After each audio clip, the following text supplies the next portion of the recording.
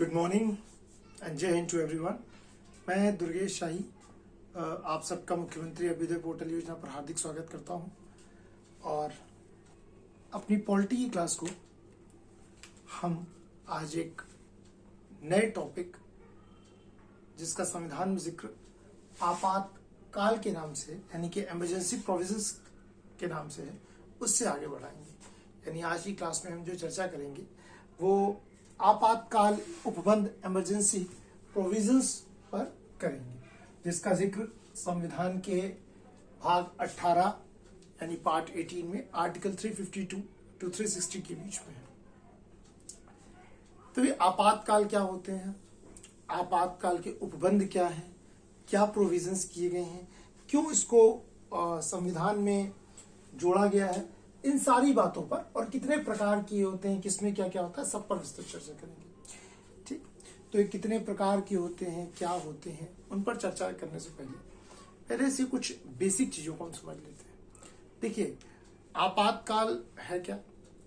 आपातकाल किसी व्यक्ति के लिए भी एक ऐसी परिस्थितियां जब उसके लिए एक विकट समय आ जाए, है ना, एक परेशानी भरा समय जब किसी के लिए आ जाए, जब किंग कर्तव्य विमूढ़ सी परिस्थितियां हों, यानी कि कुछ समझ में ना आए, उसको हम लोग कहते हैं आपातकाल, है ना।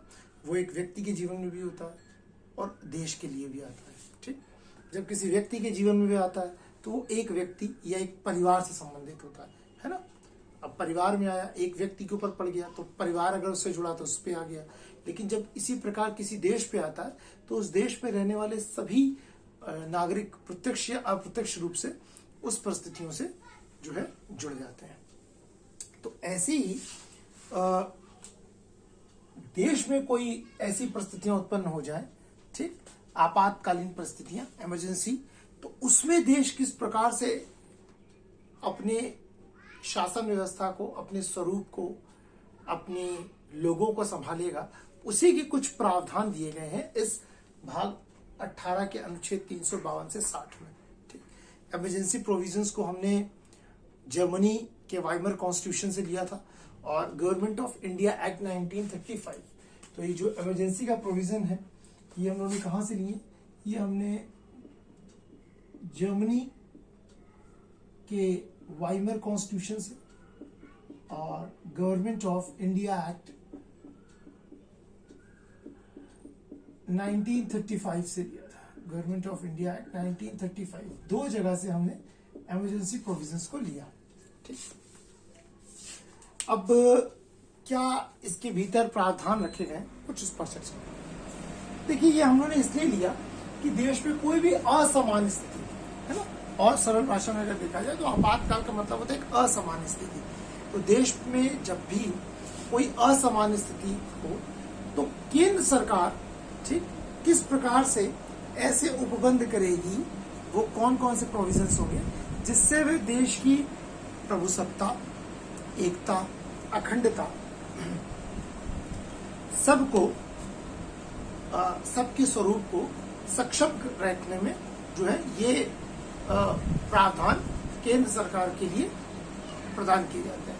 ठीक, ताकि केंद्र सरकार इस असामान्य सी परिस्थिति को से प्रभावी ढंग में निपटने में सक्षम है। ठीक, तो ये इमरजेंसी प्रोविजंस क्या करते हैं कि ये इसलिए दिए गए हैं कि जब देश में कोई असामान्य सी परिस्थिति उत्पन्न हो जाए, असामान्य सी परिस्थिति से तात्पर्य जब देश की प्रभुसत्ता को, एकता को, अखंडता को, इस देश की लोकतांत्रिक राजनीतिक व्यवस्था को जब कोई खतरा हो, यानी कि यूनिटी, इंटीग्रिटी, ठीक, और जो डेमोक्रेटिक पॉलिटिकल सिस्टम है इस देश का, इन सारी चीजों पर जब कोई खतरा हो, है ना भाई, एक देश को में खतरा क्या उत्पन्न होगा? एक देश के लिए एक असामान्य स्थिति कौन सी होगी? ठीक, एक देश के लिए असामान्य स्थिति यानी कि इमरजेंसी वाली स्थिति कौन सी होगी? जब उस देश की एकता, अखंडता, यूनिटी,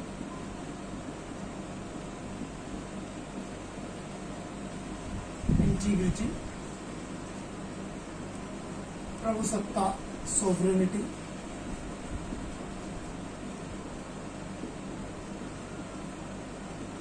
इस देश की लोकतांत्रिक राजनीतिक व्यवस्था, लोकतांत्रिक राजनीतिक व्यवस्था, democratic ruling system, democratic ruling system, इन पर कोई खतरा होगा तो इन पर अगर कोई खतरा होगा, इन चारों पर, तो भाई इसको प्रोटेक्ट करने के लिए, यानी इस पे जब कोई खतरा आए तो ये चीजें बिखरने ना पाए, क्योंकि अगर इस देश की एकता को खतरा हुआ तो स्वाभाविक रूप से इसकी अखंडता को भी खतरा होगा, और अगर एकता और अखंडता को खतरा होगा तो प्रभुसत्ता पे भी खतरा आएगा, और प्रभुसत्ता पे खतरा आएगा तो लोकतांत्रिक राजनीतिक व्यवस्था वैसे ही ध्वस्त हो जाएगी। ठीक, और जब ये सारी व्यवस्थाएं ध्वस्त हो जाएंगी तो आपका देश नहीं रह पाएगा, वो टूट जाएगा, वो बिखर जाएगा, आपका संविधान खत्म हो जाएगा। तो इन सारी चीजों से प्रोटेक्ट करने के लिए केंद्र सरकार को कुछ अचूक अस्त्र दिए गए हैं, है ना, कुछ अचूक अस्त्र। महाभारत या रामायण में हम लोग देखते थे, महाभारत में जब पांडवों का वनवास और अज्ञातवास का समय था, तो वनवास के समय में भगवान कृष्ण ने अर्जुन से बोला कि ये जो वनवास का समय है, देखिए जीत का अंतर जो है वो समय तय कर देता है। जैसे मानिए लॉकडाउन का समय, ठीक, ये लॉकडाउन का समय देश में कैसा एक असामान्य समय है ना भाई। इससे पहले ना पिछले साल ना इस बार गवर्नमेंट पिछले साल में बिल्कुल प्रिपेयर नहीं थी, एक अजीब सी चीज आई है, ठीक, जिसका किसी को कुछ पता नहीं था, महामारी। तो एक असामान्य सी परिस्थिति है, अब इसको कैसे निपटे, तो लग गए लोग, है ना। डॉक्टर्स ने पीपीई किट पहन के 12-12 घंटे 15-15 घंटे काम किया। ये डॉक्टर्स के लिए भी चैलेंज था, एक ऐसी बीमारी से देश लड़ रहा था जिसका कुछ अता पता नहीं था, कहाँ से क्या है इसका मूल स्वरूप, कैसे प्रभावी हो रहा है, इसका इलाज क्या हो, कोई वैक्सीनेशन नहीं, ठीक।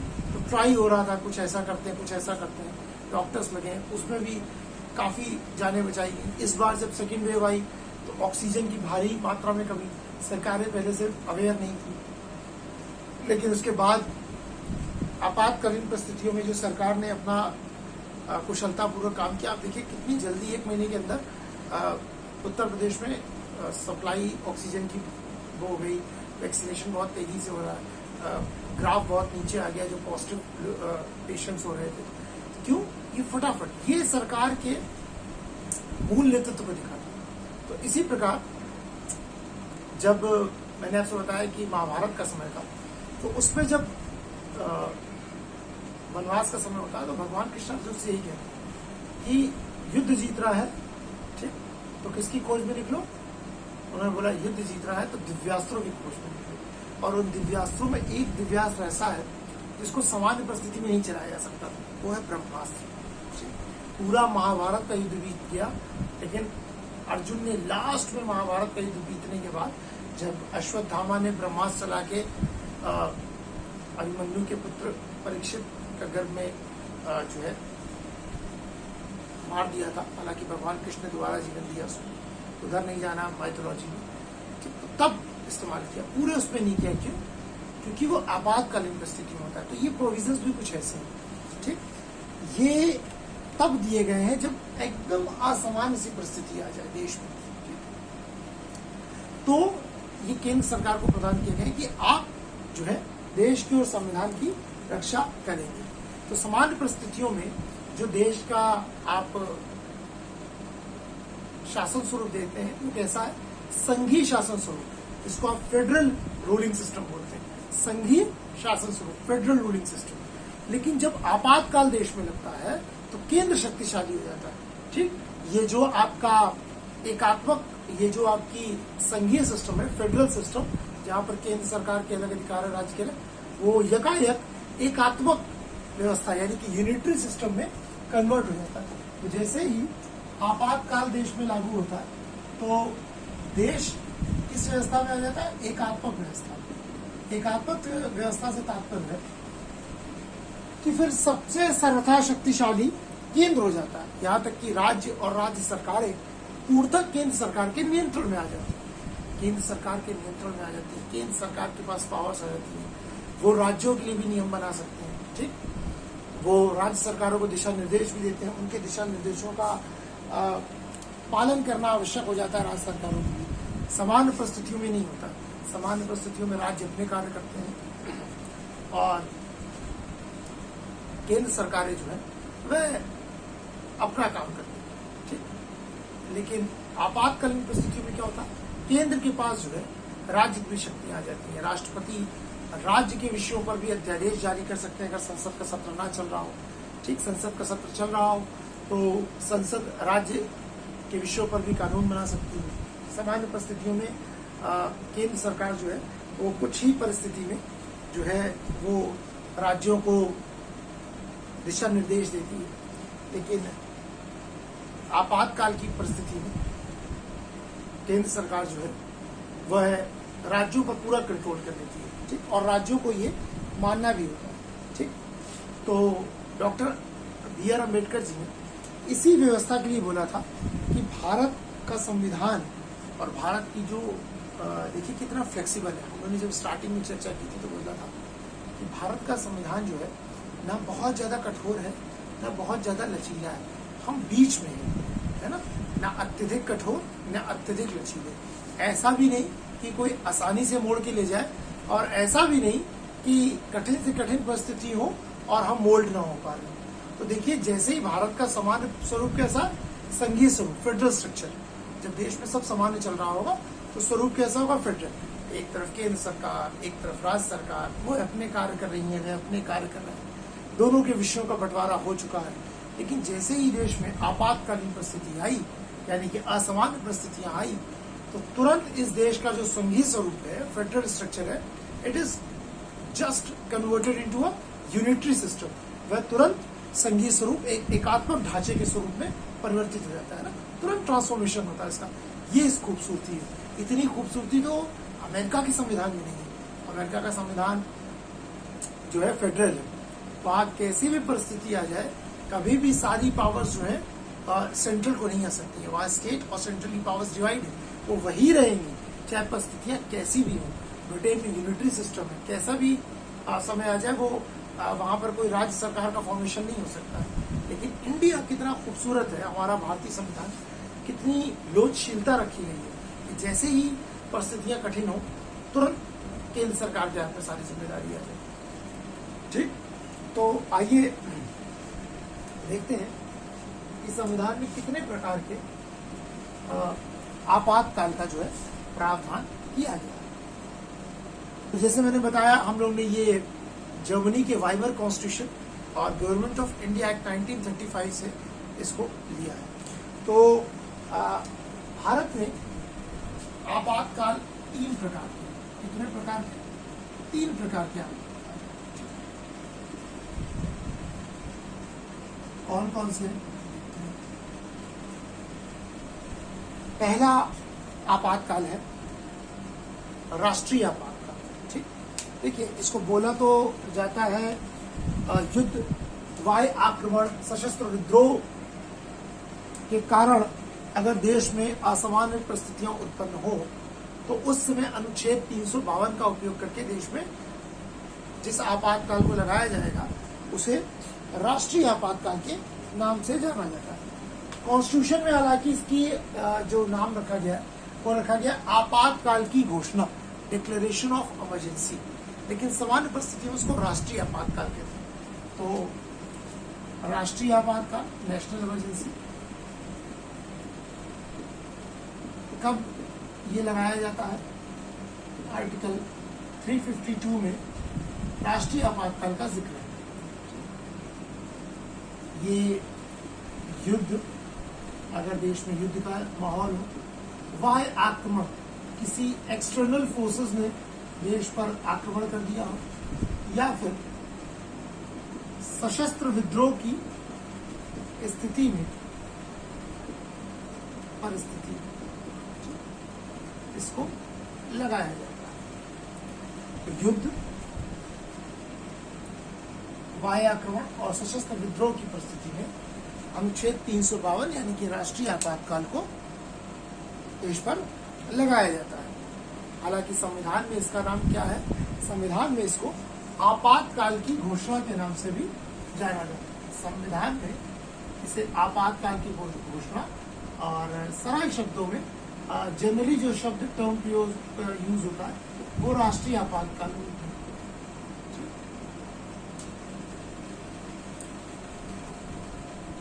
दूसरा जो आपातकाल है उसको हम सरल भाषा में बोलते हैं राष्ट्रपति शासन, परंतु संविधान में जो इसका नाम है वो है राज्य में संवैधानिक तंत्र का, राज्यों में संवैधानिक तंत्र का विफल होना,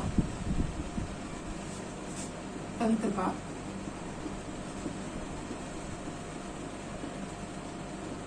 विफल होना। आर्टिकल 356 सरल भाषा में इसे राष्ट्रपति शासन के राज्यों में संवैधानिक तंत्र का विफल होना, आर्टिकल 356 सामान्य भाषा में इसे राष्ट्रपति शासन के नाम से जाना जाता है। ठीक, राज्य आपातकाल भी आदमी बोल देता है। ये कब आता है?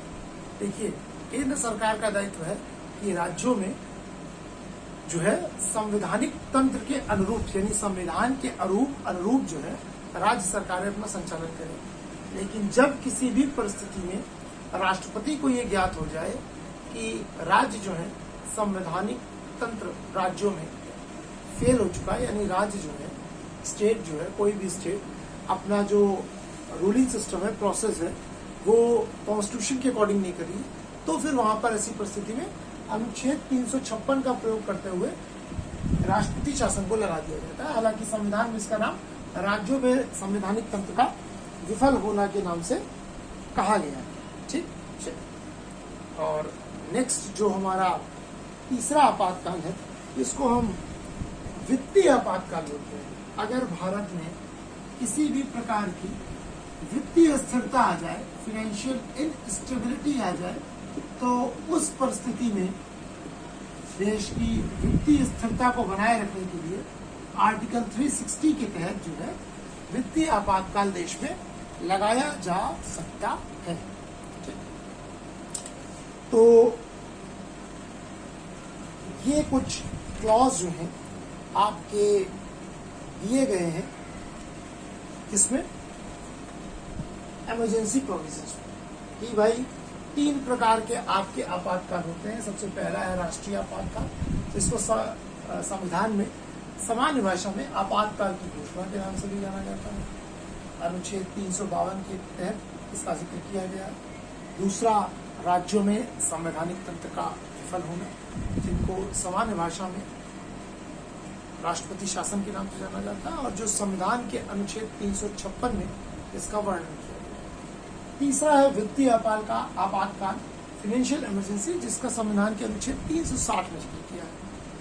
तो हम क्रमबद्ध जो है तीनों आपातकाल की परिस्थितियों को समझेंगे और विस्तृत रूप में इसकी चर्चा करेंगे। ठीक, तो जैसे मैंने आपको पहला आपातकाल की उन्होंने चर्चा की, वो है राष्ट्रीय आपातकाल। मैंने यहाँ उसका कारण लिखा है कि जब भी देश में युद्ध की, बाह्य आक्रमण, किसी देश ने आप पर बाहरी आक्रमण किया हो या सशस्त्र विद्रोह की परिस्थितियां उत्पन्न हो, ठीक, तो ऐसी परिस्थिति में देश में अनुच्छेद 352 के तहत राष्ट्रीय आपातकाल लगाया जा सकता है। हालांकि सशस्त्र विद्रोह जो शब्द है वो 42वें संविधान संशोधन 1976 के द्वारा,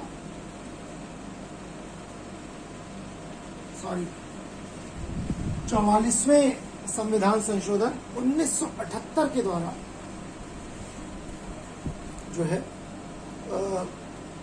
इस क्लॉज को जोड़ा गया। इससे पहले आंतरिक अशांति शब्द था, उसको हटा के सशस्त्र विद्रोह शब्द को इसमें जोड़ा गया है, या कि यही कहे आप कि भाई शामिल किया गया। ठीक, तो पहला परिस्थिति क्या है? जब भी देश में युद्ध की स्थिति है ना, आज तक 3 बार इसको लगाया जा चुका है। ठीक, तब कब? पहले वाले को 3 बार लगाया जा चुका है। 1962 से 68 आप समझ सकते हैं। चीन से युद्ध चल रहा था हमारा 62 में, फिर पाकिस्तान से भी 65 में युद्ध हुआ हमारा। दूसरा है 1971 से 77, इस समय भी बांग्लादेश वाला यानी कि जो पाकिस्तान से युद्ध चल रहा था। और जो तीसरा लगा है वो 1975 में लगाया गया है। ये उस समय आंतरिक अशांति के नाम पर लगाया गया। इस शब्द को वर्तमान में हटा दिया गया है और जो क्लॉज जोड़ा गया वह है सशस्त्र विद्रोह। ठीक, यानी शस्त्रों के साथ अगर भारत के अंदर कोई विद्रोह करते हैं, यानी जैसे नक्सलाइट्स हैं, वो क्या करते हैं, सशस्त्र विद्रोह करते हैं, लेकिन छुटपुट हिंसा में जिसको कंट्रोल कर लिया जाता है। अब मानिए ईश्वर न करे कोई परिस्थितियां ऐसी हो जाए कि इनका प्रभाव इतना ज्यादा बढ़ जाए कि ये भाई पूरे भारत में जो है चैलेंज उत्पन्न हो जाए और हथियार लेकर जो है पूरा आर्मी और उसके पैरेलल एक संगठन खड़ा करके और चलू जाए, तो फिर ऐसी परिस्थिति में आपातकाल लगा के इनसे फिर मुक्ति पाई जा सकती है। और पहला है युद्ध या वायु आक्रमण, यानी कि जब देश में युद्ध चल रहा हो या किसी बाहरी देश ने हमारे ऊपर अचानक कोई आक्रमण कर दिया। ठीक, तो ऐसी परिस्थिति में आर्टिकल 352 राष्ट्रीय आपातकाल को लागू किया जा सकता है। ठीक, राष्ट्रीय आपातकाल की जो घोषणा है वो पूरे देश के लिए अथवा देश के किसी भी एक भाग के लिए की जा सकती है, परंतु इसकी घोषणा हमेशा राष्ट्रपति द्वारा मंत्री जो मंडल है उसकी लिखित सिफारिश के आधार पर की जाती है। ठीक, तो आइए इसको थोड़ा सा डिटेल में देखते हैं, है ना, लिखकर, क्योंकि बोर्ड फिल हो गया तो इसके पॉइंट्स को अब लिखकर देखना समझना आवश्यक है। ठीक, तो सबसे पहले आर्टिकल 352 की हम चर्चा कर रहे हैं, तो उसी को देखते हैं। ठीक है, तो आर्टिकल 352 उद्घोषणा कौन करेंगे? उद्घोषणा जो है यानी डिक्लेरेशन राष्ट्रपति द्वारा किया जाएगा, लेकिन मंत्रिमंडल की, देखिए संविधान का अकेला अनुच्छेद है 352, जहां पर मंत्रिपरिषद नहीं, आपको मंत्रिमंडल शब्द मिलेगा। बाकी हर जगह मंत्रिपरिषद की बात होती है, यहाँ किसकी बात हो रही? मंत्रिमंडल की। मंत्रिपरिषद और मंत्रिमंडल में जो है अंतर होता है। मंत्रिमंडल मतलब कैबिनेट अफेयर मिनिस्टर्स की बात हो रही है, और मंत्रिपरिषद मतलब सारे मंत्रियों की बात हो रही है, जिसमें तीनों प्रकार के मंत्री हो, अर्थात कैबिनेट मिनिस्टर्स भी हो मंत्रिपरिषद में। मंत्रिपरिषद में क्या होते हैं? कैबिनेट मिनिस्टर्स भी होते हैं, स्टेट मिनिस्टर्स भी होते हैं, और इंडिपेंडेंट स्टेट मिनिस्टर्स भी होते हैं, जिनको इंडिपेंडेंट चार्ज मिला होता है। लेकिन मंत्रिमंडल में सिर्फ कैबिनेट मिनिस्टर्स होते हैं। तो मंत्रिमंडल की लिखित सिफारिश पर ही राष्ट्रपति आपातकाल की उद्घोषणा कर सकते हैं। ठीक, लिखित सिफारिश शब्द जो है 1975 में जो लास्ट इमरजेंसी हमारी लगी थी, हमने देखा, उससे पहले नहीं था। ये 44th कॉन्स्टिट्यूशनल अमेंडमेंट द्वारा इस लिखित सिफारिश शब्द को जोड़ा गया है। ठीक, तो लिखित सिफारिश शब्द को कब जोड़ा गया है? लिखित सिफारिश शब्द को written recommendation of the cabinet ministers, इस शब्द को 44th कॉन्स्टिट्यूशनल अमेंडमेंट 1978 के द्वारा जोड़ा गया। ठीक, हुआ क्या, क्यों भाई इसको लिखित सिफारिश को ऐसा क्यों है कि 44वें संविधान संशोधन के द्वारा जोड़ा गया? हुआ क्या, जब 1975 वाली इमरजेंसी इंदिरा गांधी जी ने, उस समय देश के प्रधानमंत्री थी और देश के राष्ट्रपति डॉक्टर ज्ञानी जैल सिंह थे, तो जब 75 वाली इमरजेंसी इंदिरा गांधी जी ने डिक्लेयर मतलब उसके लिए बोला, तो मंत्रिमंडल ने भाई बिना मंत्रिमंडल की सलाह पर, मंत्रिमंडल में कौन आ गए? कैबिनेट मिनिस्टर से, तो प्राइम मिनिस्टर भी तो आ गए उसमें। तो प्राइम मिनिस्टर, इसका मतलब ये नहीं है कि प्राइम मिनिस्टर खुद ही जाके बोल दें, मंत्रिमंडल की सलाह पर पहले था। पहले क्या था? मंत्रिमंडल की सलाह पर, यानी मंत्रिमंडल जब रिकमेंड करेगा, उनसे डिस्कशन होगा, एडवाइस दी जाएगी, जब वो रिकमेंड करेंगे तब जाकर जो है राष्ट्रपति राष्ट्रीय आपातकाल की घोषणा डिक्लेरेशन करेंगे। लेकिन हुआ क्या? हुआ ये कि इंदिरा गांधी जी ने बिना मंत्रिमंडल को सूचित किए, बिना मंत्रिमंडल के डिस्कशन किए राष्ट्रपति जी से आपातकाल लगाने की जो है बात कर दी। राष्ट्रपति जी ने आपातकाल की घोषणा कर दी और आपातकाल लगने के बाद मंत्रिमंडल को पता चला कि देश में इमरजेंसी लग गई है। ठीक, तो ये प्रवृत्तियां लोकतांत्रिक व्यवस्था में अच्छी नहीं मानी जाती, क्योंकि आप देखिए कि भाई मंत्रिमंडल तक को नहीं पता था। ठीक, तो ये थोड़ा तानाशाही प्रवृत्ति मानी जाती है, इसको अच्छा नहीं माना जाता। तो ऐसी परिस्थिति में किया क्या गया कि भाई 44th कॉन्स्टिट्यूशन में जब इंदिरा गांधी जी चुनाव हार गए, तत्पश्चात क्या किया गया कि भाई एक शब्द जोड़ा गया, लिखित सिफारिश, कि अब बिना लिखित सिफारिश के मंत्रिमंडल की राष्ट्रपति अनुच्छेद 352 अर्थात राष्ट्रीय आपातकाल की घोषणा नहीं कर सकते। ठीक, तो याद रखिएगा अनुच्छेद 352 यानी कि जब देश में युद्ध, बाह्य आक्रमण या सशस्त्र विद्रोह की परिस्थिति होगी तो सिर्फ और सिर्फ मंत्रिमंडल की लिखित सिफारिश के आधार पर इसकी घोषणा कर सकते हैं। अब दूसरी चीज, ठीक भाई, ये क्यों किया गया? एक तरह से सुरक्षा भी प्रदान की गई। भाई मंत्रिमंडल की सबकी जो है एक सम्मिलित राय होना बहुत आवश्यक है। ठीक,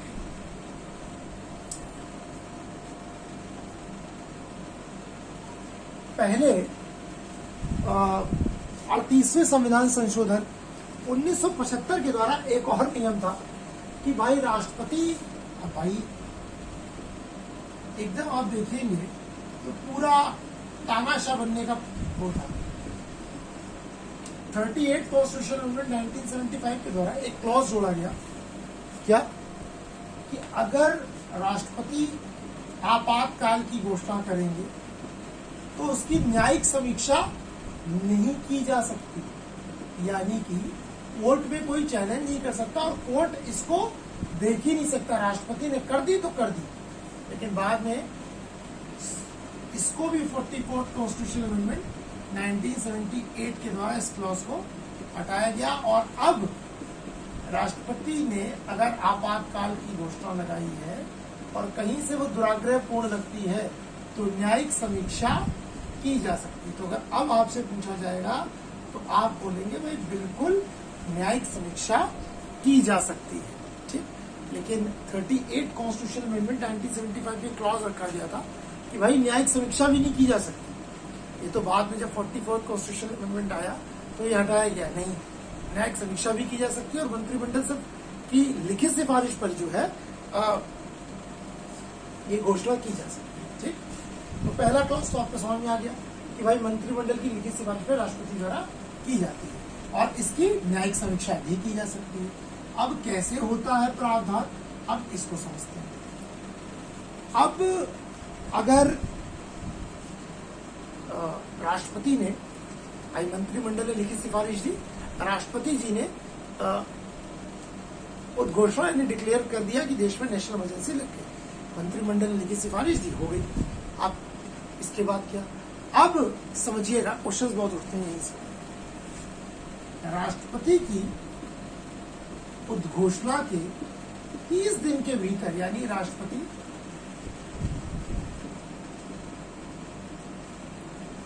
30 दिन के भीतर, राष्ट्रपति की उद्घोषणा के 30 दिन के भीतर संसद के दोनों सदनों द्वारा 2/3 बहुमत से इसे पारित करना होगा, 2/3 बहुमत से पारित करना होगा इस नेशनल इमरजेंसी को। अगर नहीं कर पाए तो खत्म, गिर जाएगी, फिर नहीं लग सकती। ठीक, यानी कि मंत्रिमंडल ने लिख के दिया राष्ट्रपति को, भाई देश में परिस्थितियां ऐसी हो गई हैं, युद्ध की स्थिति है, यानी कि हवाई आक्रमण की स्थिति है, किसी देश ने आक्रमण कर दिया, या सशस्त्र विद्रोह की स्थिति है और आप राष्ट्रीय आपातकाल को लगा दें, तो राष्ट्रपति तुरंत उद्घोषणा कर देंगे। अब जिस दिन से राष्ट्रपति उद्घोषणा करेंगे, ठीक, मानिए आज 3 जून है, तो 3 जून को राष्ट्रपति ने घोषणा की कि भाई आप आज से देश में राष्ट्रीय आपातकाल की घोषणा की जाती है। तो आज 3 जून से लेकर 30 दिन के भीतर यानी कि 3 जुलाई तक, ठीक, यानी कि 30 दिन के भीतर दोनों सदनों द्वारा संसद के 2/3 बहुमत से इसे पारित करना होगा कि भाई हाँ, हम इस आपातकाल के प्रावधान को पारित करते हैं, ठीक। अब संसद जब एक बार इसको पारित कर देती है, ठीक, तो ये कितने दिन तक लागू हो सकता है? 6 महीने। संसद के एक बार पारित करने पर ये 6 महीने तक लागू रह सकता है और फिर 6 माह के कालखंड में, यानी फिर अगर करना है तो फिर 6 माह बाद इसको आपको संसद पारित करेगी और 6 माह के कालखंड में, यानी 6 महीने, फिर 6 महीने बाद पारित आपको कराना पड़ेगा और 6 माह के कालखंड को बढ़ाते बढ़ाते इसको अनिश्चित काल तक बढ़ाया जा सकता है। कब तक? अनिश्चित काल तक के लिए बढ़ाया जा सकता है। लेकिन ऐसा नहीं है कि एक बार पारित हो गया तो भाई जिंदगी भर लग जाएगा, नहीं। एक बार पारित हुआ तो 6 महीने, फिर 6 महीने बाद आपको उसको संसद द्वारा अनुमोदन कराना पड़ेगा, फिर 6 महीने बाद, तो 6 महीने के कालखंड के लिए इसको अनिश्चित काल तक बढ़ाया जा सकता है। लेकिन होता क्या है भाई, 6 माह के कालखंड में अनिश्चित काल के लिए बढ़ाया तो जिंदगी भर लग जाएगा। अब आपातकाल जब लगेगा तो लोकसभा का कार्यकाल 1 वर्ष बढ़ जाता है, तो मानिए 5 वर्ष का जो लोकसभा का कार्यकाल है वो 6 वर्ष का हो गया। लेकिन 6 वर्ष के बाद तो आपको चुनाव देश में कराने ही पड़ेंगे। चुनाव आपको कराया, आपने चुनाव कराने के पश्चात अगर वही पुरानी सरकार आ गई मेजॉरिटी से, ठीक, तो उसके ऊपर अगर उसको लगाना होगा तो फिर लगा सकती है, और अगर नई सरकार आएगी तो स्वाभाविक बात है वो आते ही इसको हटाएगी, ठीक, क्योंकि विपक्ष थोड़ी ना जो पूर्ववर्ती सरकार उसके फैसले को लागू करेगा, ठीक। तो बेसिकली 6 माह के कालखंड में इसको अनिश्चित काल तक बढ़ाया जा सकता है, ठीक, ऑन पेपर। पर प्रैक्टिकली क्या होता है कि 6 माह के बाद आपको 6 साल के बाद चुनाव तो आपको कराना ही कराना, ठीक। तो 6 माह के कालखंड में इसको बढ़ाया जा सकता है। फिर एक क्विक रीजन देख लीजिए, इसको समझना जरूरी है। राष्ट्रपति द्वारा इसकी घोषणा की जाती है, मंत्रिमंडल की लिखित सिफारिश पर इसको लागू किया, मतलब राष्ट्रपति घोषणा करते हैं। लिखित सिफारिश शब्द को 44वें संविधान संशोधन 1978 द्वारा जोड़ा गया। राष्ट्रपति जो ये उद्घोषणा करते हैं नेशनल इमरजेंसी की, इसकी न्यायिक समीक्षा की जा सकती है, यानी कोर्ट में इसको चैलेंज किया जा सकता है, कोर्ट सुन सकता है। 1975 में एक अमेंडमेंट के तहत ये बोला गया था कि इसको नहीं किया जा सकता, मतलब कोर्ट इसको सुन नहीं सकता, लेकिन 44th कॉन्स्टिट्यूशन अमेंडमेंट द्वारा इसको जोड़ दिया गया, इसको हटा दिया गया कि किया सकता। राष्ट्रपति जिस दिन उद्घोषणा करेंगे उस दिन से 30 दिन के भीतर संसद के दोनों सदनों द्वारा इसका अनुमोदन होना आवश्यक है, ठीक। दूसरी चीज, जब संसद के दोनों सदनों द्वारा 30 दिन के भीतर 2/3 बहुमत से इसको पारित कर दिया जाएगा, तब तक एक बार पारित करने के पश्चात ये 6 महीने तक लागू रहेगा। 6 माह के कालखंड में इसे अनिश्चित काल तक के लिए बढ़ाया जा सकता है, लेकिन 6ठे वर्ष तो आपको चुनाव कराना ही पड़ेगा। ये तो हो गया राष्ट्रीय आपातकाल को लागू करने की परिस्थिति। भाई कैसे राष्ट्रीय आपातकाल लागू होगा? अब लागू तो हो गया भाई, अब ये बताइए खत्म कैसे होगा? अब इसका भी तरीका लिखा गया। क्या जितना लागू कराना इसे कठिन है, क्या खत्म करना भी इतना कठिन है? देखिए कितना कठिन है। यहां तक तो आपको इजी लग रहा है, भाई मंत्रिमंडल ने लिखित सिफारिश दे दी, लेकिन वही सरकार इसको लगा भी सकती है जिसके पास कम से कम 2/3 मेजोरिटी हो दोनों हाउसेस में। अगर 2/3 मेजोरिटी नहीं है तो घोषणा भले कर ले, 30 दिन तक ही तो लग सकता है, 30 दिन के भीतर तो उनको पारित करना ही पड़ेगा। अगर 30 दिन के भीतर केंद्र सरकार संसद द्वारा अनुमोदित नहीं करवा पाई 2/3 मेजोरिटी से, तो उसको गिरना ही तय है। ठीक, तो कठिन है लगाना, इतना आसान नहीं है। ठीक, अब देखते हैं कि किस प्रकार इसको समाप्त किया जा सकता है। ठीक, इसको समाप्त किस प्रकार किया जा सकता है, अब देखते हैं भाई इसकी समाप्ति में। समाप्ति भाई सबसे पहले मैंने आपको बताया था कि संसद में कोई भी कार्रवाई होगी तो उसके लिए कोरम होना बहुत आवश्यक है। और कोरम कितना होता है संसद का? 1/10। कोरम कितना होता है? 1/10। अब देखिए, जब आपने इसको लागू कराया था, हम लोगों ने देखा तो संसद के दोनों सदनों द्वारा 2/3 बहुमत से पारित किया गया। लेकिन हटाने में ऐसा नहीं है, हटाने में तरीका बड़ा इजी है, सिंपल है भाई। लोकसभा के 1/10 सदस्य, यानी कि 545 का अगर आप 1/10 निकालेंगे तो तकरीबन 54.5 यानी कि 55 लोकसभा के सदस्य जो है वो राष्ट्रपति से संसद का सत्र बुलाने की, संसद का सत्र बुलाने की रिक्वेस्ट करते हैं, वो बोलते हैं। ठीक, संसद का सत्र बुला लिया गया। अब इस सत्र में लोकसभा साधारण बहुमत से इसको समाप्त कर सकती है। पहले 1/10 यानी कि 55 मेंबर गए, उन्होंने बोला राष्ट्रपति जी से भाई संसद का सत्र बुला लीजिए। राष्ट्रपति ने संसद का सत्र बुला लिया और लोकसभा में, सिर्फ लोकसभा में साधारण बहुमत से इसे समाप्त किया जा सकता है। अब आप मजा देखिए, है ना, साधारण बहुमत से समाप्त किया जा सकता है। अब आप एक खूबी देखिए भाई, जब लागू करना था तो संसद के दोनों सदनों द्वारा 2/3 बहुमत से पारित करना पड़ेगा, यानी दोनों हाउसेस का इन्वॉल्वमेंट था, लोकसभा का भी राज्यसभा का भी। तब जाकर जो है नेशनल इमरजेंसी को इम्पोज किया जा सकता। हटाना कितना आसान है, हटाने में राज्यसभा का कोई रोल ही नहीं है।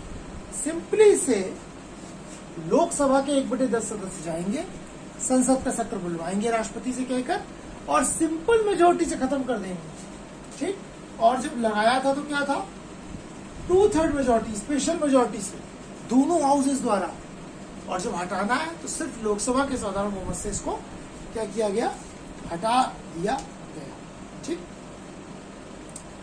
तो है ना।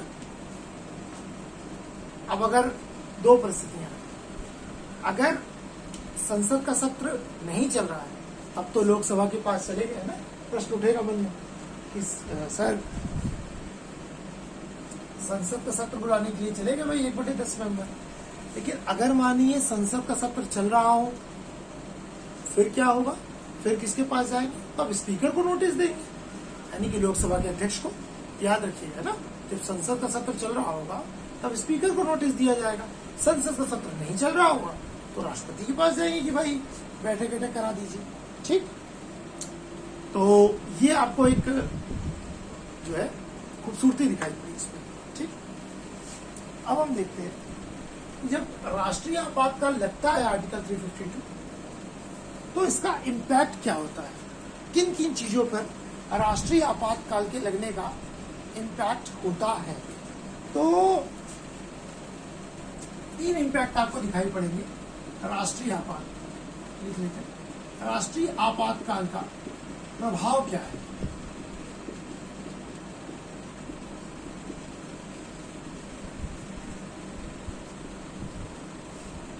देखिए, जब राष्ट्रीय आपातकाल लगता है तो जो केंद्र राज्य संबंध है, सबसे पहला प्रभाव केंद्र और राज्य संबंधों पर पड़ता है।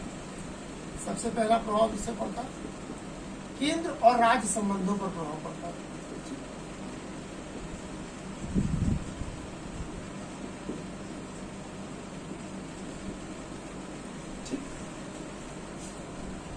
केंद्र राज्य संबंधों पर प्रभाव पड़ता है। दूसरा जो प्रभाव पड़ता है वो लोकसभा और राज्य विधानसभाओं के कार्यकाल पर प्रभाव पड़ता है। दोनों का कार्यकाल बढ़ जाता है।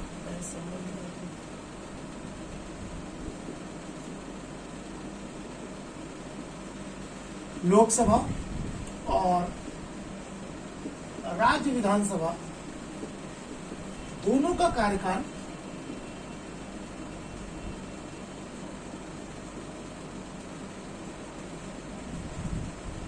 एक वर्ष बढ़ जाता है। ठीक, तो दोनों के कार्यकाल पे प्रभाव पड़ता है। सेंट्रल स्टेट के रिलेशन से प्रभाव पड़ता है ना। मैंने बताया आपको सेंट्रल स्टेट के रिलेशन पे प्रभाव, भाई सिस्टम क्या हो जाता है? यूनिटरी हो जाता है। राज्य सरकारें पूर्ण रूप से केंद्र सरकार के कंट्रोल में आ जाती है, तो प्रभाव तो पड़ेगा ही पड़ेगा। उनकी पावर्स जो कम हो गई है ना, उनके दिशा निर्देश पे काम करते हैं। ठीक, दूसरा दोनों का कार्यकाल एक एक वर्ष बढ़ जाता है। और जो तीसरी चीज है विच इज वेरी इंपॉर्टेंट, मौलिक अधिकारों पर प्रभाव पड़ता है ना। फंडामेंटल राइट्स, जब मैंने आपको फंडामेंटल राइट्स का चैप्टर पढ़ाया था तो बताया था कि अनुच्छेद 20 और 21 को छोड़कर सभी मूल अधिकार आपातकाल के दौरान जो है क्या हो जाते हैं? सस्पेंड हो जाते हैं। सिर्फ दो को छोड़ के, आर्टिकल 20 और 21, इनको आपातकाल में भी नहीं हटाया जा सकता। जैसे सबसे पहले कौन सा आर्टिकल हटता? आर्टिकल 19, मैंने आपको उसमें बताया था। अभी देखेंगे, इसकी विस्तृत चर्चा करेंगे। अब भाई क्या प्रभाव पड़ता है? पहले वाले को देखते हैं, केंद्र राज्य संबंधों। केंद्र राज्य संबंधों पर प्रभाव ये पड़ता है कि आपातकाल के समय केंद्र सरकार की जो एग्जीक्यूटिव पावर्स होती हैं वो एक्सपैंड हो जाती है। ठीक, आपातकाल के समय क्या होता है? केंद्र सरकार की जो कार्यपालिका शक्तियां हैं, कार्यपालक शक्तियां हैं, एग्जीक्यूटिव पावर्स जो है वो उसका एक्सपेंशन हो जाता है। ठीक, और राज्य को ऐसा नहीं कि जब आपातकाल लगता है तो राज्य विधानसभा डिसॉल्व कर दी जाती है, ऐसा नहीं, वो रहती है अस्तित्व में, लेकिन उसकी जो पावर्स होती है ना वो शिफ्ट हो जाती है सेंट्रल गवर्नमेंट। अब सेंट्रल गवर्नमेंट की पावर्स बढ़ जाती हैं, स्टेट गवर्नमेंट की कम हो जाती है, तो आप जाहिर सी बात है प्रभाव पड़ेगा उसकी एग्जीक्यूटिव पावर पर। अब सेंट्रल गवर्नमेंट जो जो डायरेक्शन देगी स्टेट गवर्नमेंट वही करेगी।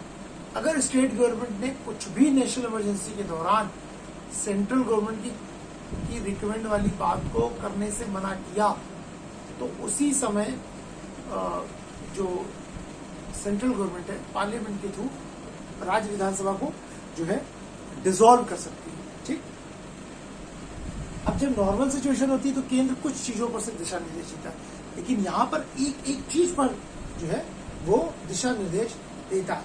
तो एक प्रकार से देखा जाए तो जो राज्य सरकारें होती है वो पूर्णतः कंप्लीटली केंद्र सरकार की जो है कंट्रोल में हो जाती है। अब वो अगर ना माने तो उनको डिसॉल्व कर दिया जाएगा, तो उनको मानना उनकी मजबूरी होती है। दूसरा, ये तो हो गई इनकी एग्जीक्यूटिव पावर्स। अब केंद्र सरकार और राज्य सरकार में लेजिस्लेटिव पावर्स को लेकर भी इम्पैक्ट पड़ता है। भाई राज्य सरकार अपने कानून बनाती है, केंद्र सरकार अपने, लेकिन ये तो वही समान परिस्थिति होगा। जब इमरजेंसी की प्रोविजंस होगा तो मैंने आपको बताया कि स्टेट सब्जेक्ट्स पर है ना, जो राज्य सूची के विषय होते हैं जिन पर सिर्फ और सिर्फ राज्य को कानून बनाने का अधिकार है, जैसे पुलिस किसके कंट्रोल में रहती है? हमेशा स्टेट गवर्नमेंट है ना। हम लोग जैसे उत्तर प्रदेश में है तो क्या लिखा था? उत्तर प्रदेश पुलिस, इनको सैलरी, इनको पेंशन सब राज्य सरकार देती है, राज्य सरकार के दिशा निर्देश पे कार्य करते हैं। लेकिन अगर आपातकाल की परिस्थितियां हो जाएंगी तो ये स्टेट पुलिस जो होती है वो किसके कंट्रोल में काम करती है? दिशा निर्देश में सेंट्रल के, जो सेंट्रल बोलेगा वही काम करेंगे। ठीक, अगर मानिए उस समय केंद्र सरकार के किसी मंत्री ने या जो भी जो है उन्होंने बोला कि भाई ऐसे नहीं ये काम होगा, और राज्य सरकार के मुख्यमंत्री ने बोला ये नहीं ये काम होगा, ठीक है, तो वो किसका काम सुनेंगे? केंद्र सरकार का। मुख्यमंत्री को भी सुनना पड़ेगा, वो फिर अपने ऑर्डर को वापस दे तो बोलेंगे भाई यही करो, समझ रहे? और सामान्य परिस्थितियों में ऐसा नहीं है। एग्जाम्पल पश्चिम बंगाल। पश्चिम बंगाल में पुलिस किसके हिसाब से काम कर रही है? ममता बनर्जी जी के हिसाब से, क्योंकि पुलिस किसका इशू है? स्टेट का इशू है, और स्टेट पे गवर्नमेंट किसकी है? टीएमसी की, तो उनके हिसाब से काम करेगी, है ना। ऐसे ही जो हेल्थ किसका इशू है? इनका, स्टेट्स का होता है ना। प्राइमरी एजुकेशन जो है स्टेट की, ऐसी सारी चीजों पर जो है पावर्स जो है they are shifted in the hands of central government. ठीक, अब जो तीसरा मैंने आपको बताया कि मौलिक अधिकारों पर भी जो है बड़ा व्यापक प्रभाव पड़ता है। अब है ना, ये तो हो गया इसमें। दूसरा, लोकसभा राज्यसभा विधानसभा ने बता दिया 1 साल का कार्यकाल बढ़ जाता है, इसमें कोई ज्यादा समझने की बात नहीं है। लोकसभा का भी 5 से 1 वर्ष बढ़ जाता है, 6 वर्ष हो जाता है, और राज्य विधानसभा का कार्यकाल भी 5 वर्ष होता है, ये 1 साल बढ़ जाता है, 6 वर्ष होता है।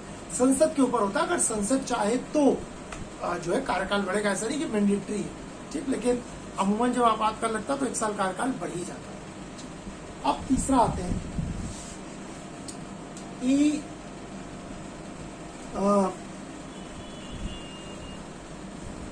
मूल अधिकारों का प्रभाव। देखिए, जैसे ही नेशनल इमरजेंसी लगती है, फंडामेंटल राइट्स को तो तुरंत क्या कर दिया जाता है? उनको सीमित कर दिया जाता है, लिमिटेड कर दिया जाता है। खत्म नहीं किया जाता, लिमिटेड कर दिया जाता है। एक चीज याद रखिएगा, कभी भी मूल अधिकारों को समाप्त नहीं किया जा सकता, समाप्त तो कोई कर ही नहीं सकता, लेकिन क्या किया जाता है? इमरजेंसी के दौरान उनको सीमित कर दिया जाता है, सिर्फ 2 को छोड़ के, अनुच्छेद 20 और अनुच्छेद 21, ठीक, उन दोनों को छोड़कर बाकी, जैसे आर्टिकल 19 है, 19 में 6 क्लॉजेस है ना, मैंने आपको बताए हैं, मूल अधिकार वाली क्लास में आप लोग देखिएगा। अभिव्यक्ति की आजादी है ना, राइट टू फ्रीडम में राइट टू एक्सप्रेशन है, ठीक, प्रेस की स्वतंत्रता का अधिकार होता है, सूचना का अधिकार होता है, ठीक, right to meeting peacefully without any weapon, है ना, शांतिपूर्वक आपको सम्मेलन करने का अधिकार होता है, संगठन बनाने का अधिकार होता है, भारत में कहीं भी निर्बाध रूप से घूमने का अधिकार होता है ना, कोई भी व्यवसाय करने का अधिकार होता है, कहीं भी बस जाने का अधिकार होता है। ये सारे अधिकारों को आर्टिकल 19 के तहत जो है क्या कर दिया जाता है? सीमित कर दिया जाता है, लिमिटेड कर दिया जाता है, ठीक। तो ये जो है कुछ इम्पैक्ट होते हैं किसके? नेशनल इमरजेंसी के। तो आज तक मैंने आपको बताया कि देश में 3 बार इमरजेंसी को घोषित किया जा सकता है। पहली बार 62 to 68 चाइना और पाकिस्तान के साथ वॉर हुआ था उस समय। 62 में चाइना वाला और 65 में पाकिस्तान वाला। दूसरे लगी थी 1971 to 77, इस समय भी पाकिस्तान के साथ हमारा युद्ध चल रहा था, बांग्लादेश वाला, ठीक। तीसरा है 1975, 25 जून 1975 को इमरजेंसी लगी थी, इंटरनल रिवोल्ट के नाम पर, आंतरिक अशांति के नाम पर, कि भाई आंतरिक अशांति है। अच्छा, आंतरिक अशांति क्या? भाई क्या नक्सलियों ने हमला कर दिया, है ना, इतना नक्सली प्रभावी हो गए। उस समय तो इतना ज्यादा नक्सल लाइट मूवमेंट जो है इतना प्रभावित तो नहीं था जैसे आज छत्तीसगढ़ में आप देख लेते हैं, दंतेवाड़ा, सरगुजा, बाकी एरियाज में, बिहार के कुछ एरियाज में, झारखंड में, उड़ीसा के कुछ एरियाज में, है ना, महाराष्ट्र के कुछ एरियाज में, कुछ आंध्रा के एरियाज में, ठीक, उत्तर प्रदेश के भी कुछ सीमित है, सोनभद्र और मिर्जापुर के जिलों में, सीमित क्षेत्रों में जो है, बहुत ही छोटा क्षेत्र है, बताते हैं ऐसा नक्सलाइट प्रभावित वो है, थोड़ा सा जो है बॉर्डर का एरिया लगता है, ठीक। तो तब लेकिन वो क्या था? आंतरिक अशांति, मतलब विपक्ष को उन्होंने उठा के पूरा का पूरा जेल बना दिया था, उनके भी ऑफिस को लगाया। तो ये आपने समझा पूरा का पूरा नेशनल इमरजेंसी को कि भाई क्या है ये और क्या इसका प्रभाव जो है वह होता है, ठीक। तो ये हमने बड़ा डिटेल में इसको देखा है। अब हम अपने नेक्स्ट क्लॉज की तरफ बढ़ेंगे विच इज नोन एज राष्ट्रपति शासन। तो पहले क्लॉज को हमने बड़े डिटेल में समझा। अब हम आते हैं अपने दूसरे क्लॉज की ओर जिसको हम जानते हैं आर्टिकल 356। तो 352 को हमने बड़ी डिटेल में समझ लिया कि उसका क्या क्या इम्पैक्ट होता है ना, कि भाई लोकसभा का कार्यकाल कैसे बढ़ जाता है ना, क्या न्यायालय में उसको चुनौती दी जा सकती है, बिल्कुल दी जा सकती है, कैसे उसको समाप्त किया जाएगा, कैसे राज्य की जो सरकारें हैं पूरी तरह से केंद्र की कंट्रोल में आ जाती है, यहाँ तक कि राज्य के विषयों पर भी जो है केंद्र सरकार यानी कि संसद जो है वह कानून बना सकती है। ठीक, राज्य सूची के विषयों पर राष्ट्रपति ऑर्डिनेंस तक जारी कर सकते हैं। ठीक, इसके अलावा अस्तित्व में तो राज्य सरकारें रहती है, मैंने सारी चीजें आपको डिटेल में। अब हम आते हैं अनुच्छेद 356 यानी कि राज्यों में संवैधानिक तंत्र का फेल होना। आर्टिकल 356 राज्यों में संवैधानिक तंत्र का फेल होना। सरल भाषा में आप इसको बोलते हैं राष्ट्रपति शासन, प्रेसिडेंट रूल। देखिए, राष्ट्रपति शासन किसी, मैंने आपको बताया सबसे पहले भाई आर्टिकल 355 के तहत केंद्र सरकार का ये कर्तव्य है कि राज्य सरकार, आर्टिकल 355 के तहत सेंट्रल गवर्नमेंट, केंद्र सरकार का ये कई बार क्वेश्चन आ जाता है कि राज्य सरकारें संविधान के अनुरूप चले, केंद्र सरकार का दायित्व है किस अनुच्छेद के अनुसार। तो आर्टिकल 355 के तहत केंद्र सरकार का दायित्व है कि राज्य में संवैधानिक तंत्र बना रहे। इसी के लिए तो गवर्नर आते हैं भाई। गवर्नर किस लिए आते हैं? इसीलिए तो आते हैं कि राज्य में संवैधानिक तंत्र बना रहे केंद्र सरकार के प्रतिनिधि के रूप में। अब अगर कोई भी राज्य में, ठीक, राष्ट्रपति को कहीं से भी सूचना प्राप्त हो जाए, मैंने आपको बताया था राज्यपाल में कि राज्यपाल हर 15 दिन पर गृह मंत्रालय को एक रिपोर्ट सौंपते हैं कि राज्यों में संवैधानिक तंत्र कैसा चल रहा है, सरकारें संविधान के अनुरूप चल पा रही है नहीं। अब यहाँ पर आर्टिकल 356 की घोषणा भी भाई नाम से क्लियर हो रहा है, राष्ट्रपति शासन, तो राष्ट्रपति इसकी घोषणा करते हैं। लेकिन किन परिस्थितियों में करते हैं? राष्ट्रपति को कैसे पता चलेगा कि भाई राज्य में संवैधानिक तंत्र फेल हो रहा है? तो ये चीज ये बोली गई भाई कैसे भी पता लग जाए। ठीक, यानी कि राष्ट्रपति को कहीं से भी, इवन पेपर की कटिंग के सोर्स से भी ज्ञात हो जाए कि राज्य में संवैधानिक तंत्र फेल हो रहा है। तो क्या पेपर की कटिंग के बिहाफ पे भी वो घोषणा कर सकते हैं? देखिए, पेपर की कटिंग के बिहाफ पे भी वो घोषणा कर सकते हैं, लेकिन वो अलग बात है। इतनी नॉर्मल सी चीज में राष्ट्रपति भी करते हैं। ठीक, क्यों? क्योंकि कोर्ट में राष्ट्रपति के इस राष्ट्रपति शासन की समीक्षा की जा सकती है, जैसे आर्टिकल 352 की जा सकती है। तो अगर वहां पर ये गलत पाई गई तो फिर किरकिरी भी होती है। तो जब तक राष्ट्रपति को सॉलिड सोर्सेस से, ठोस स्रोतों से ज्ञात ना हो जाए, लेकिन आधार है कि वो एक पेपर की कटिंग के आधार पर भी लगा सकते हैं। ठीक, लेकिन लगाते नहीं, प्रैक्टिकली नहीं लगाते हैं, पर जो क्लॉज दिए गए उसमें वो कर सकते हैं, क्योंकि लिखा गया राष्ट्रपति को किसी भी स्रोत से ज्ञात हो जाए। एक तो ये हो गया भाई, उन्हें कहीं से ये पता चल जाए, वो अगर आश्वस्त हो जाए कि अब स्थिति ऐसी आ गई कि राज्य सरकार जो है संविधान के अनुरूप शासन चला नहीं पाई। दूसरा, राज्यपाल तो रिपोर्ट देते ही 15-15 दिन पर गृह मंत्री को, और गृह मंत्री ने बोला राज्य और मंत्रिपरिषद का ये दायित्व है कि वो समस्त प्रशासनिक, विधायी सारी कार्यवाहियों से राष्ट्रपति को संसूचित करे कि भाई क्या चल रहा है। तो वो अगर जाके बता देंगे गृह मंत्री कि देखिए राज्यपाल ने जो है इस राज्य से रिपोर्ट दी है कि भाई यहाँ पर जो है संवैधानिक तंत्र बहुत विफल चल रहा है, तो राष्ट्रपति अगर आश्वस्त हो गए तो 356 के तहत वहां राष्ट्रपति शासन लगा सकते हैं। ठीक, पहली चीज। दूसरा, अगर राज्य सरकारें केंद्र सरकार के किसी भी दिशा निर्देश का पालन ना कर रही हो, ठीक, तो भी राष्ट्रपति का ये अधिकार है कि वो, ठीक, दिशा निर्देश का पालन करता है।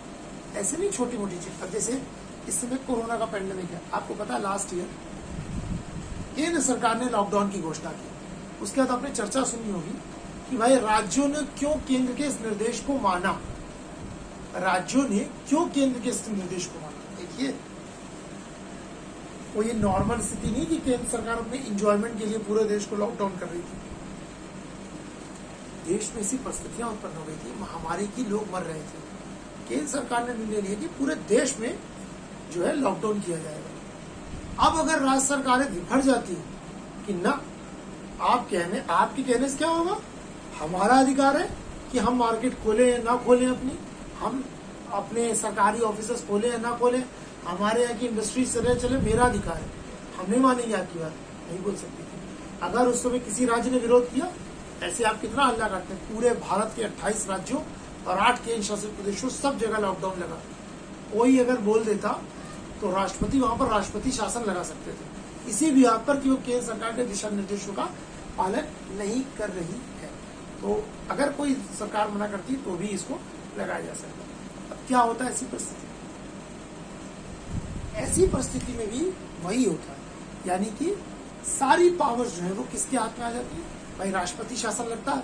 तो राष्ट्रपति शासन के बिहार पर राज्यपाल जो है, केंद्र सरकार अगर कोई प्रशासनिक सलाहकार वहां नियुक्त कर दे तो उनके सलाह से, या फिर जो मुख्य सचिव होते हैं उस राज्य के, chief secretary of the state, जो सीनियर मोस्ट आईएएस होते हैं, उनकी सलाह से फिर पूरा का पूरा शासन व्यवस्था वह संभालते हैं। ठीक, तो ऐसी परिस्थिति में राज्यपाल जो है राष्ट्रपति के बिहार पर केंद्र सरकार की, राज्य सरकार की सारी पावर्स राष्ट्रपति के बिहार पर राज्यपाल के पास आ जाती है और फिर वो शासन व्यवस्था का संचालन करते हैं। ठीक, अब देखते हैं कि भाई कैसे लगता है राष्ट्रपति शासन, इसकी उद्घोषणा कैसे होती है।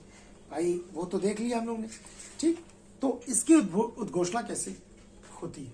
ठीक, तो चलिए देखते हैं। ये जो है, जैसे मैंने आपको बताया कि राष्ट्रपति को कहीं से भी ये ज्ञात हो जाए कि राज्य में किसी भी राज्य में, ठीक, जो है वह स्थितियां जो है संविधान के अनुरूप नहीं है, तो फिर इसकी घोषणा कर सकते हैं, राष्ट्रपति शासन लगा दिया। लेकिन सिर्फ ऐसे उनके बोलने से लग जाएगा, सिर्फ यही बात नहीं खत्म होती। उन्होंने बोला राष्ट्रपति शासन लग जाएगा, लेकिन जिस दिन से राष्ट्रपति किसी भी राज्य में राष्ट्रपति शासन की उद्घोषणा करते हैं, उस दिन से 2 महीने के अंदर, 2 माह के भीतर, ठीक, राष्ट्रपति की उद्घोषणा के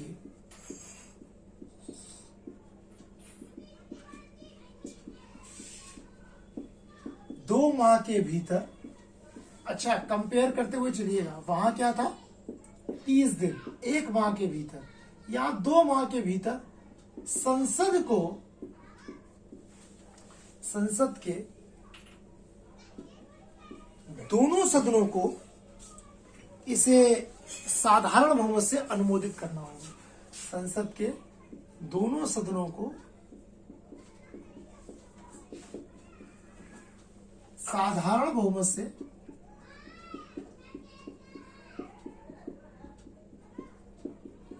इसका अनुमोदन करना होगा या इसे पारित करना होगा, एक ही चीज। समझ रहे हैं आप? वहां क्या था, मंत्रिमंडल की लिखित सिफारिश होगी, यहां पर मंत्रिमंडल की लिखित सिफारिश नहीं चाहिए। राष्ट्रपति आश्वस्त हो जाए किसी भी सोर्स से, ठीक, चाहे पेपर की कटिंग से, चाहे राज्यपाल की रिपोर्ट से, चाहे केंद्र सरकार, राज्य सरकारें केंद्र सरकार का दिशा निर्देश का पालन ना कर रही हो, उससे किसी भी सोर्स से अगर वो आश्वस्त हो गए, तो उन्होंने बोला कि भाई यहाँ पर संवैधानिक तंत्र विफल हो रहा है और यहाँ पर मैं घोषणा करता हूं। जैसे ही करेंगे उसके 2 माह के भीतर, यानी कि 60 दिन के भीतर, वहां पे क्या था 30 दिन के भीतर, संसद के दोनों सदनों द्वारा साधारण बहुमत से इसका अनुमोदन होना चाहिए। वहां क्या था, 2/3 मेजोरिटी से इसका अनुमोदन होना चाहिए।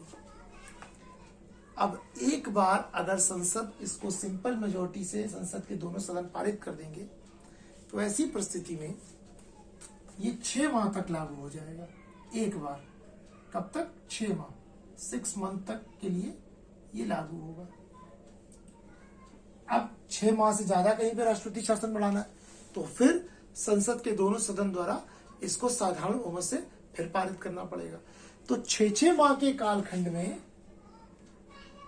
ये मैक्सिमम 3 साल तक के लिए लगाया जा सकता है, यानी 3 साल तक ही लग सकता है बस, इससे ज्यादा नहीं। और वहां क्या था, 6 माह के कालखंड में अनिश्चित काल तक बढ़ाया जा सकता है, जबकि यहां पे क्या है, 6 माह के कालखंड में सिर्फ मैक्सिमम 3 साल तक बढ़ाया जा सकता है, और वो भी अगर किसी राज्य में 1 वर्ष से ऊपर समय हो गया। ठीक भाई, मैक्सिमम पीरियड कितना हो सकता है, 3 साल तक का। लेकिन अगर 6 माह के इनकी 2 कालखंड अपने वहां लगा दिए, 1 साल हो गया, अब उसके बाद आप तीसरा कालखंड लाते हो, संसद से आपने फिर पारित करा लिया तीसरी बार और फिर लग गया। तो अब अगर 1 साल से ऊपर समय हो गया राष्ट्रपति शासन का, और अगर 1 साल से ऊपर समय के लिए लगाना है, तो फिर अब ऐसी परिस्थिति में निर्वाचन आयोग का प्रमाण पत्र आवश्यक होता है। ठीक, क्या भाई, अगर 1 वर्ष से अधिक समय के लिए लगाना है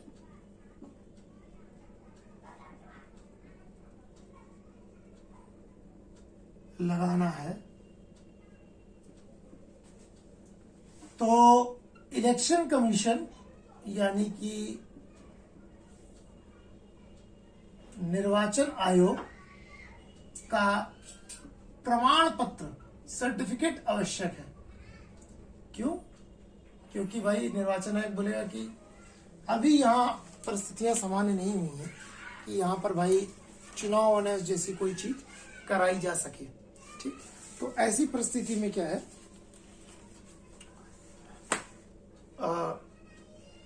यहाँ पर राष्ट्रपति शासन 1 वर्ष से ज्यादा समय के लिए भी भाई बढ़ाया जा सकता है, क्योंकि यहाँ पर परिस्थितियां क्या है, नॉर्मल नहीं हुई है। ठीक, तो ऐसी परिस्थिति में वहां पर फिर 1 साल से ज्यादा समय के लिए लग सकता है, लेकिन फिर भी कितना लग सकता है, मैक्सिमम 3 साल तक, 6 माह के कालखंड में 3 साल तक।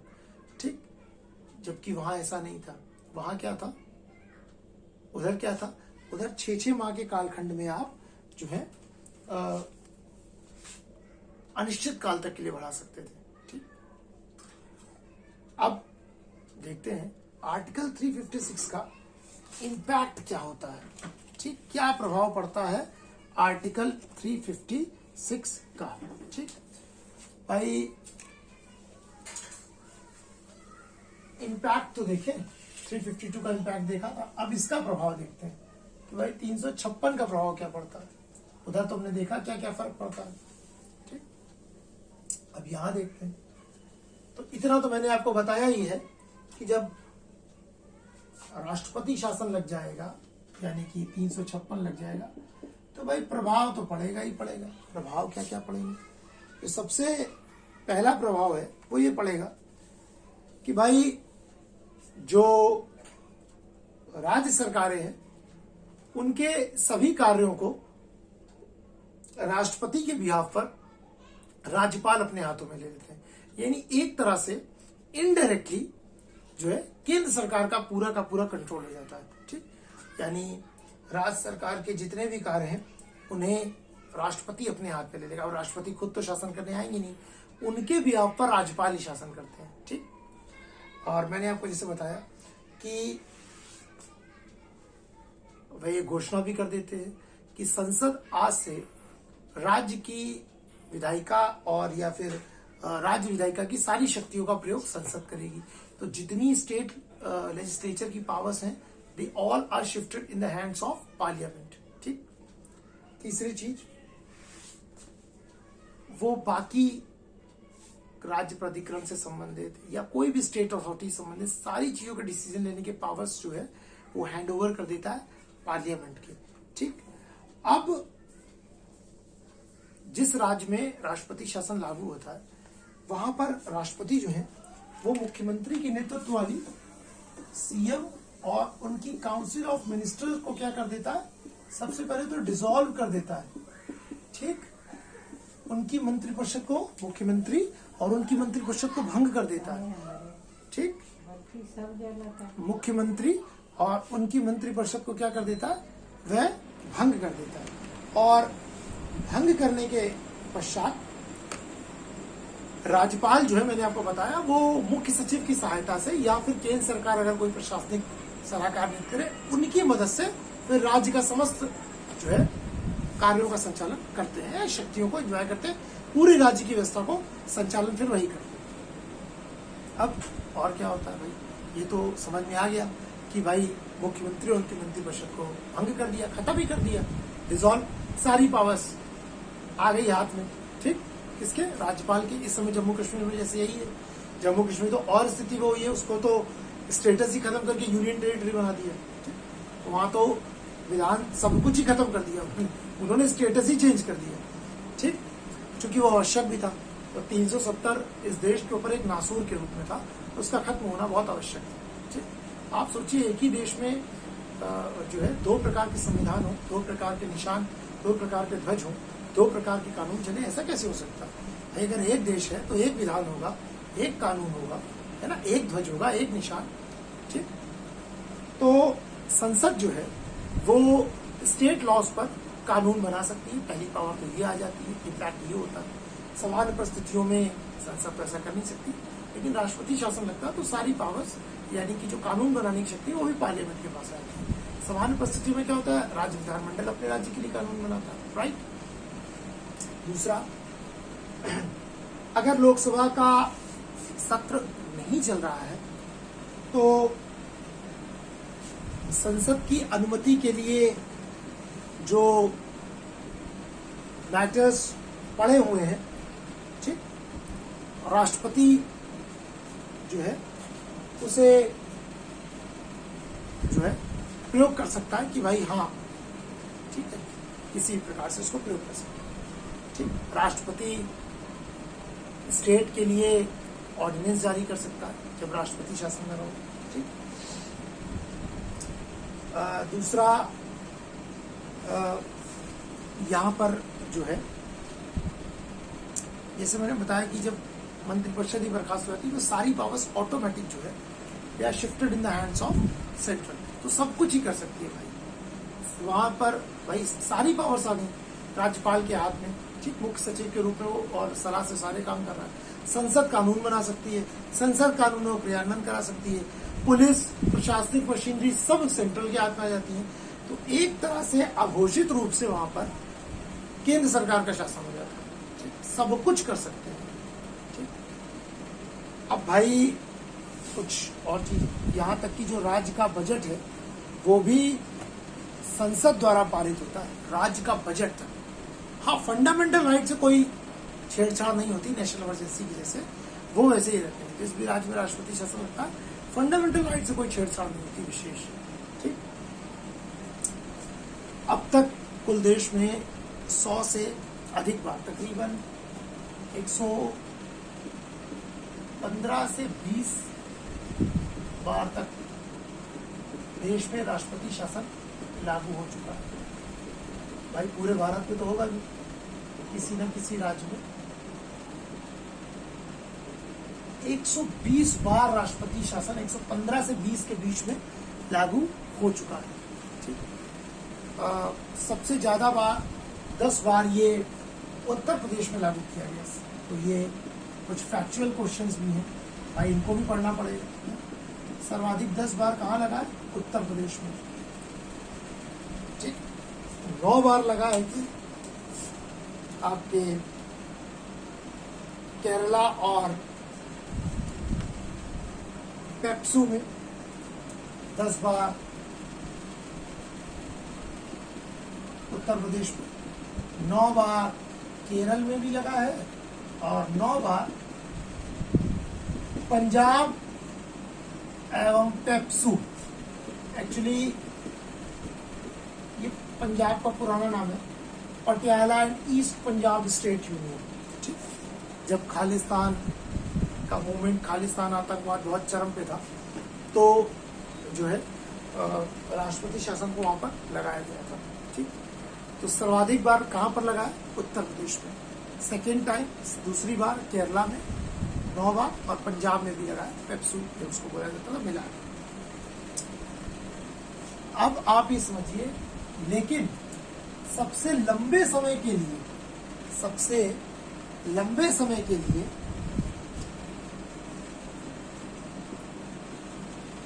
राष्ट्रपति शासन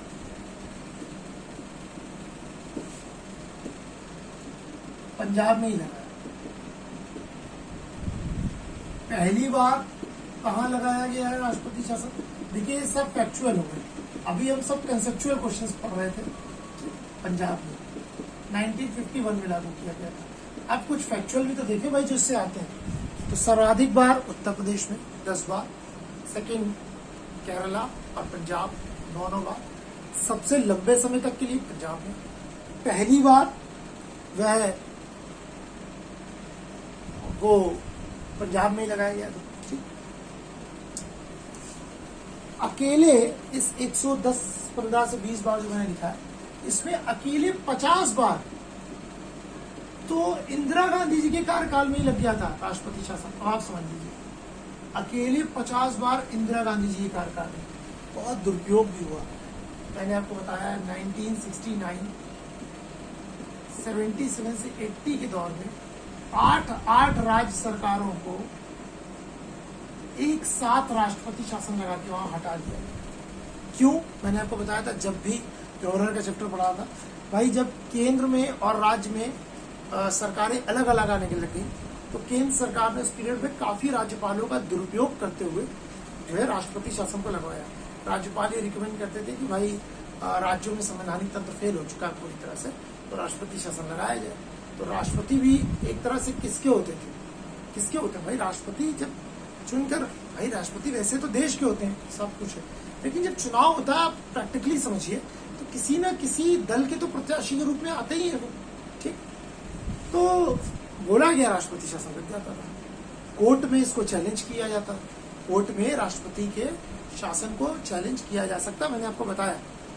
और कई बार कोर्ट ने बोला भी है कि दुर्भावना के तहत लगा है।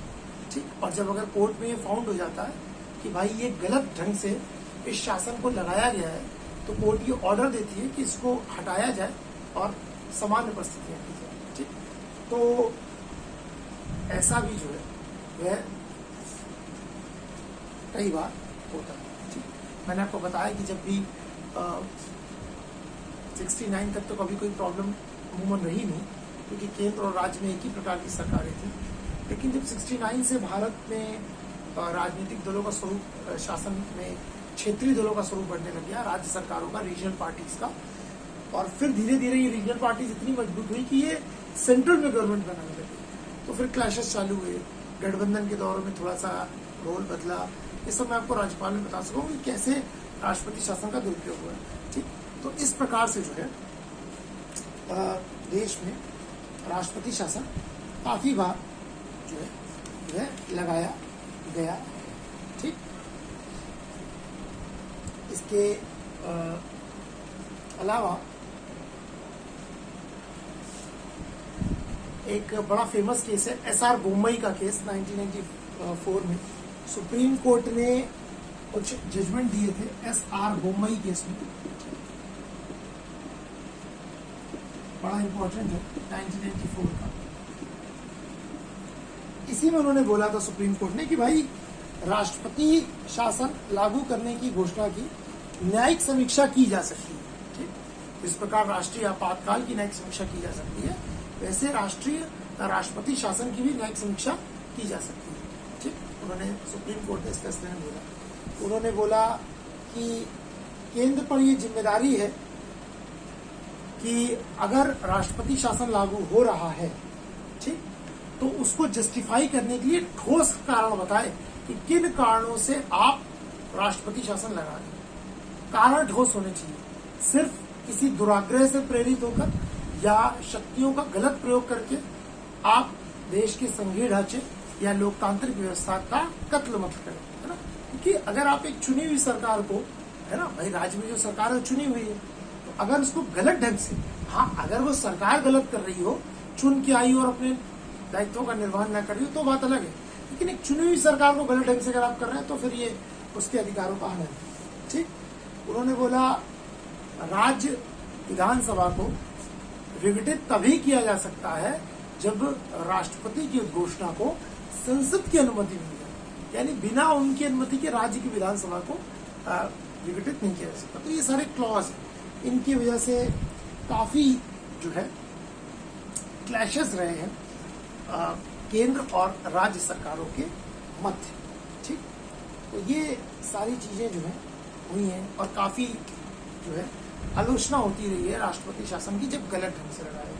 सही ढंग से नहीं लगाया जाता, जैसे इस समय जम्मू कश्मीर लगा तो बिल्कुल उचित है, कारण बिल्कुल बड़ी ज्यादा वाइजरेबल कंडीशंस हो चुकी थी वहां पर, है ना। नॉर्थ ईस्ट में कई बार लगाया गया है। ठीक। जब चीजें विकट हो जाती है तब लगाया जाता है। ठीक। लेकिन सामान्य परिस्थितियों में नहीं लगाना चाहिए। इसीलिए अक्सर बोला गया कि अनुच्छेद 356 का प्रयोग करने से पहले, अनुच्छेद 356 का प्रयोग करने से पहले केंद्र सरकार को समानता जो है एक जो है ऐसे नहीं कहते, वार्निंग देनी चाहिए। ठीक। वार्निंग देनी चाहिए कि भाई अगर अब आपने अपने सिस्टम को सही नहीं किया तो लगा दिया जाएगा। जैसे इस समय देखिए पश्चिम बंगाल में काफी घटनाएं सुनने को मिल रही है ना, कि चुनाव से पहले भी काफी जो है भारतीय जनता पार्टी के एक दल के कार्यकर्ताओं को मारा गया। भाई देखिए लोकतंत्र है, कोई किसी का भी समर्थन करे, इतनी तो देश में आजादी है ना भाई। पश्चिम बंगाल में टीएमसी कैसे आई? सीपीएम को हटा के आई ना। मैंने आपको बताया कि देश में दूसरे सर्वाधिक समय तक रहने वाले मुख्यमंत्री कौन है? ज्योति बसु। 20 साल तो अकेले वही रहे, उसके पहले भी लोग सीपीएम के थे, आजादी से लेकर बाद तक वही थी। ये 2012-13 से क्या चल रहा है, 2021 में चुनाव हुआ है, तो 21 और आप समझ लीजिए 14 और 7, तो 2007 से ममता बनर्जी एक तरह से 7 के पश्चात आएंगे, 7 भी 9, 16, 5, 21, 11, तो 2011 में ममता बनर्जी की सरकार वहां बनी, 10-11। इससे पहले आपको पता वहां पर सीपीएम ही रही है देश जब से आजाद हुआ तब तक। तो आप भी तो किसी को रिप्लेस करके आए हो ना, आपका कैडर बड़ा, वो काम नहीं कर पाते हो तो देश में तो वो है ही। अब उनको मारना, गलत करना, फिर बाकी सारी चीजें, है ना, लोगों का पलायन होना, ये गलत परिस्थिति है। तो इसको सामान्य परिस्थितियां नहीं कहा जा सकता, तो क्लैशेस होते रहते हैं। ठीक। ये आर्टिकल 356। अब हम आते हैं अपने राष्ट्रवादी पर, वित्तीय आपातकाल पर। ठीक। देखिए देश में आज तक वित्तीय आपातकाल को लागू नहीं किया गया और ईश्वर न करे ये कभी लागू हो, क्योंकि वित्तीय आपातकाल उसी परिस्थिति में लागू किया जाता है जब देश की फाइनेंशियल स्टेबिलिटी को खतरा हो। किसको खतरा हो? देश की फाइनेंशियल स्टेबिलिटी। भाई आप वित्तीय आपातकाल घर में कब लागू होता है? ईश्वर न करे घर में कोई परिस्थितियां बिगड़ जाए। देखिए सामान्य परिस्थिति में क्या होता है, आप 2 चीजें ज्यादा खा सकते हैं, 2 चीजें ज्यादा एंजॉय कर सकते हैं, है ना। सामान्य परिस्थितियां चल रही हैं, हो सकता है आप महीने में 2 बार बाहर खाने चले गए, आपने कुछ कुकीज, कुछ पेस्ट्रीज और कुछ ये सब खा लिया, या कुछ बाकी जो भी आपको चीजें पसंद होंगी।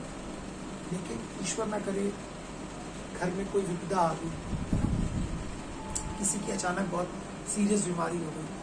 अब ऐसी परिस्थिति में आप जो है उन पर्क्स को एंजॉय नहीं कर सकते। क्यों? क्योंकि अब इलाज में पैसा ज्यादा लग रहा है। अब एक क्या हो गया, आपातकाल, देश में वित्तीय स्थिरता को खतरा उत्पन्न हुआ, क्योंकि जो आ रहा है वो तो जाएगा ही, जो फंडिंग रखी हुई है, सेविंग किसी और चीज के लिए रखी थी, वो निकल के यहाँ लगने वाली है। अब खतरा उत्पन्न हो जाएगा, है ना। अब आप कटौती करना चालू होते हैं।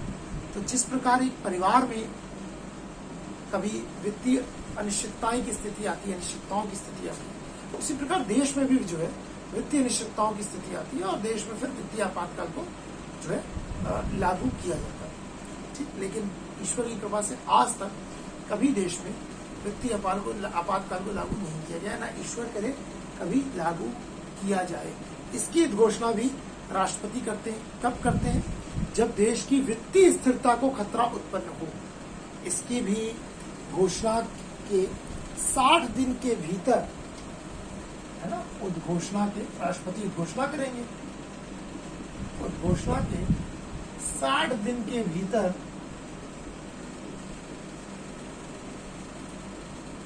संसद के दोनों सदनों द्वारा साधारण बहुमत से इसे अनुमोदन करना पड़ेगा। साधारण बहुमत से इसका अनुमोदन करना पड़ेगा।